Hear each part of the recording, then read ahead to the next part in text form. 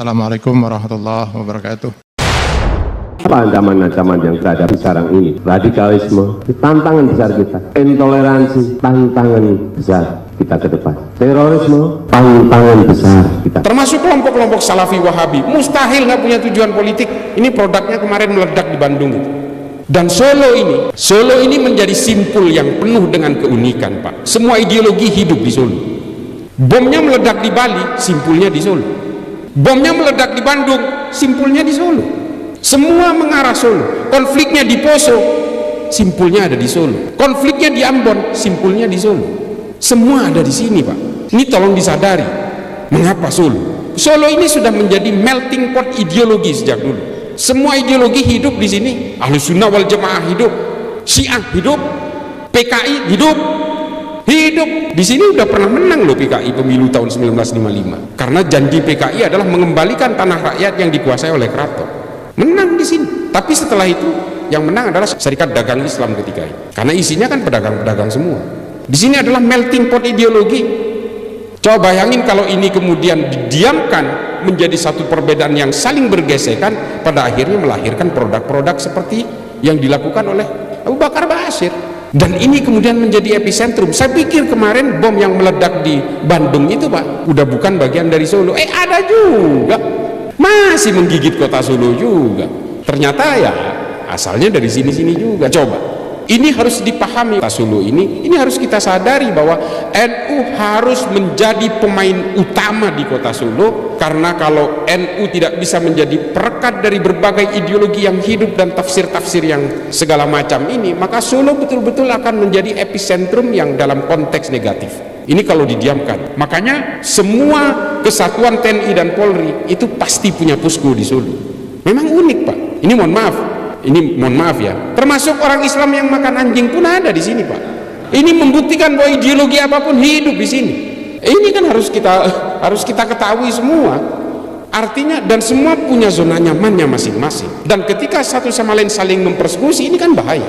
Amrozi simpulnya di sini. Agus Suyatno yang kemarin jadi pelaku itu melakukan amaliyahnya di Bandung di Astana Anyar, padahal orang di sini juga. Coba, istrinya ya orang sini, orang Sukoharjo. Bicara al-mukmin ya Serjo lagi. Panggungnya ya di Solo, dan dilalahnya ya presidennya dari Solo lagi. Udahlah. Ini tempat carmuk, ini cari muka di sini. Ada yang orang ingin naik jabatan ya cari mukanya di sini. Ada yang ingin meruntuhkan negara ini cari mukanya juga di sini. Macam-macam. Karena memang ini titik simpulnya, Pak. Dari semua gerakan usroh pada zaman Soeharto, pada zaman Soekarno, sampai kemudian gerakan-gerakan Salafi Wahabi, itu semua epicentrumnya di sini.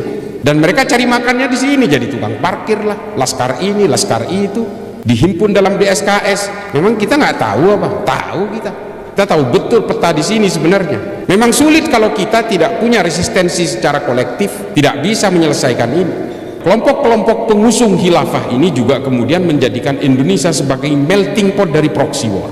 Apa proxy war? Ya kaki tangan. Pendanaannya dari mana? Dari segala arah, Pak, termasuk dari luar negeri. HTI itu kantor pusatnya di London. Curiga nggak sampai? Curiga lah. Gerakan Hizbut Tahrir yang ingin menghilafahkan seluruh dunia, kantor pusatnya di London. Kenapa nggak dimulai dari London? Kok tiba-tiba ngacak-ngacak Indonesia? Terus tiba-tiba ini diakui dari ini buatan Tuhan, ini buatan orang Islam. Bukan. Sistem syuro yang dipakai Khulafaur Rasyidin itu sudah dibikin oleh bangsa Romawi 1400 tahun yang lalu. Namanya Respublika Romana. Ini soal sejarah ini. Terus dikatakan, wah ini orang Islam wajib mendukung khilafah. Ini kan gaya-gayaan aja, ini kayak tukang sulap, Pak. Kita disuruh jangan pergi dari situ karena dia mau jualan obat. Dia terus membuat narasi-narasi supaya orang betah. Nah, ini yang dilakukan kelompok khilafah ini. Bani Umayyah menggunakan sistem al-mamlakah, kerajaan, seperti yang dilakukan Arab Saudi hari ini. Tidak ada fatwa ulama karena nas Al-Quran melarang, nas hadis melarang. Itu kalau jihad betul-betul terlarang, tetap terlarang, nggak boleh. Bagaimana kalau yang bukan jihad seperti sekarang ini? Ada bom di Yordan, di Saudi Arabia, di Indonesia ini. Bukan jihad, fasadan fil ardh, membuat kerusakan di muka bumi, membunuh tanpa hak. Tapi saya sudah bacakan hadisnya. Itu orang kafir yang mati. Bagaimana kalau yang mati kaum muslimin? Dan bukan hanya menumpahkan darah, merusak harta, mengganggu keamanan. Orang jadi tidak tenang, orang jadi saling curiga. Karena orang curiga sama kaum muslimin, sini sebentar, wah teroris nih. Saudara keluar negeri curigain, lihat, dikecilkan kaum muslimin Indonesia ini, kecil, hina. Saya sering keluar, sering dipelototin orang-orang, sering diperiksa. Kesalahan dalam beragama, fatal, merusak semuanya. Nanti pengajian ta'lim dari curigai, semua orang curiga.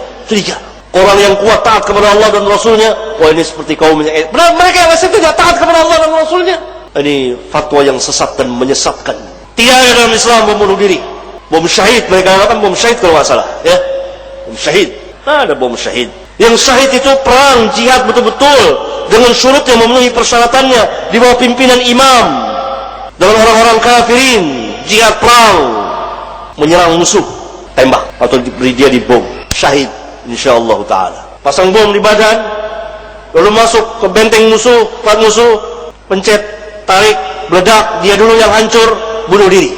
Antum pernah baca hadis di Sahih Bukhari pada zaman Rasulullah SAW ketika seorang sedang perang dan dia hebat sekali perangnya, banyak musuh yang mati oleh dia. Lalu kata Nabi SAW, dia katakan innahu min ahlin nar, dia termasuk dari penghuni neraka.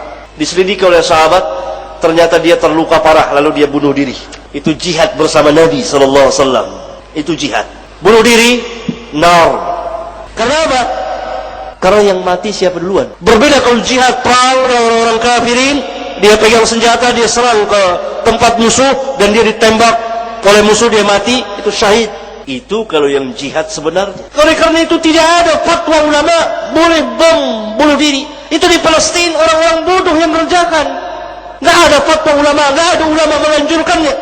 Dia pasang bom, dia bunuh, dia bom, Yahudi mati sang dua. Pada hari itu juga orang Yahudi memberondong orang-orang Palestina, 100-200 orang mati. Bodoh. Bahkan orang Palestina sendiri pernah bilang jangan, karena sebentar orang Yahudi akan habisi kita.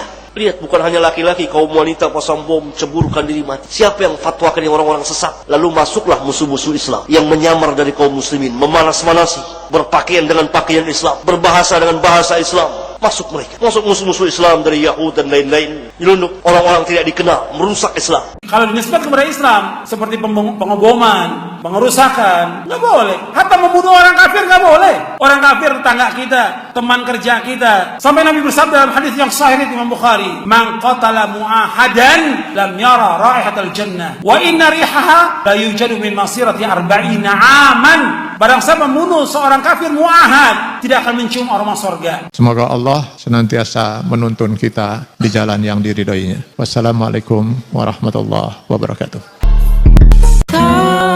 Terima kasih.